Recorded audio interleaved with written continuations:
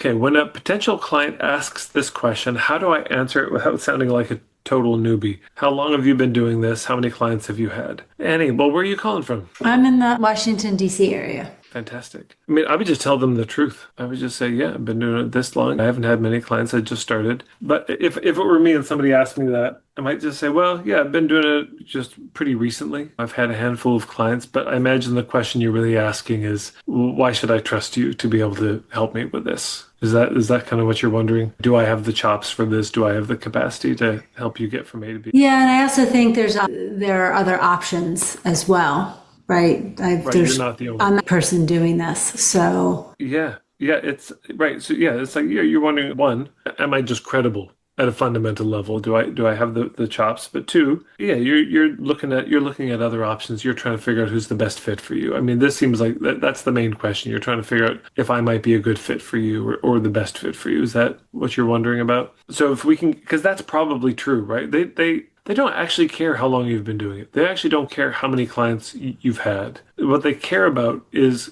I mean, let's just imagine you said, well, actually, you know what? I've never worked with anyone before and I just started today. But what happened was the sky opened up and God just touched my head. And then all of a sudden, I'm a miracle worker. And you don't believe me? Look at this, water into wine or whatever. And you start performing miracles. They don't, you see what I said? They don't care. They're like, oh, you can help me. Look at this. Here's a blind person. They can see. Look at what's your problem? Tell me about it. They no longer care how long you've been doing it. What they care about is, do you have evidence that you can help them produce the result? And so then in terms of the fit, that really comes down to the niche and the point of view, right? So one is, look, I specialize in helping people just like you. That's number one. That's my focus.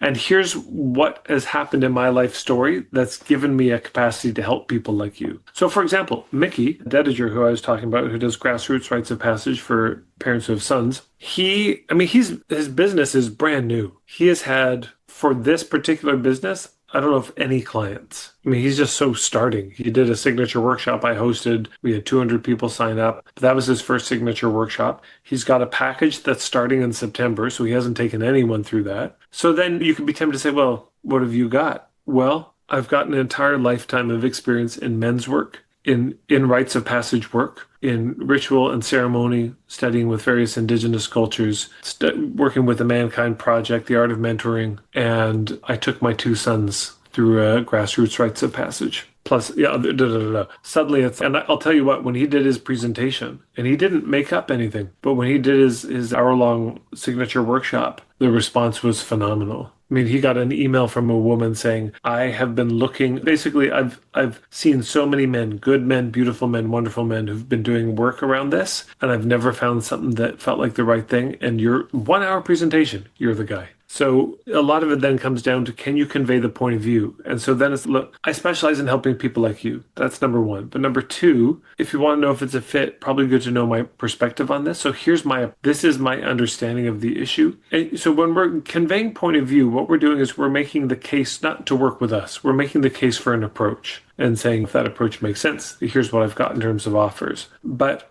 when we're making the case, there's actually three cases we're making. So you might want to write these down for everyone, right? Number one, your diagnosis. Number two, the prognosis. And number three, the prescription. Those are the three cases that we're making: diagnosis, prognosis, prescription. The diagnosis answers the question, what's happening? So this is where we might say, look, you're struggling with this. Some people are going to tell you that it's caused by this, and I disagree with that. I think what's actually happening is this. This is my take on it. This is my sense of yes, your car is making that noise. I think this is what it is based on my experience. Because people come to us in pain, and the pain is terrible, but it's not really the worst part. The worst part is they don't know why they're in pain. They don't know why they're struggling. They don't know the way out of it. And if we can make a case for an understanding of what's going on that makes sense to them, that they're like, oh, I can see that, then that builds credibility. And if they disagree, they're just not going to be a good fit. Yeah. Number two is the prognosis. The prognosis answers the question of what's likely. So then it's us saying, look,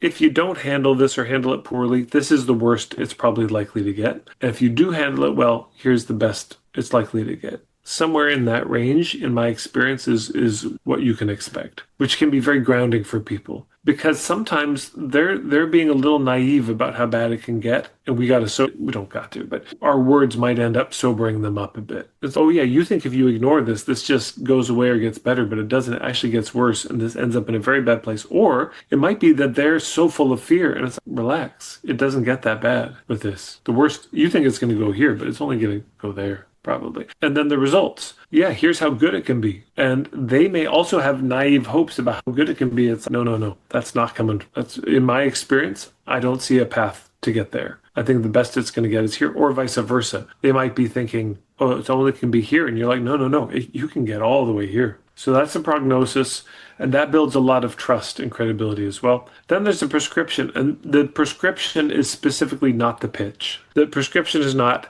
and what's the answer? To buy this package from me. The prescription is saying, here's what I think is needed. That's what the question is answering. What's needed? Look, and the way you can phrase it is, look, whether or not you work with me, this is the approach I recommend you take. Based on this diagnosis, kind of within the bounds of this prognosis, this is the approach. This is the way I'd go about it. So that's what I did at the beginning of this call. Yeah, that's my diagnosis, prognosis kind of prescription. Low on the prognosis. But what I'm saying is, if you're desperate, right, symptom, then the answer is depth. That's my prescription. Depth into what? 7 fundamentals. That's my diagnosis.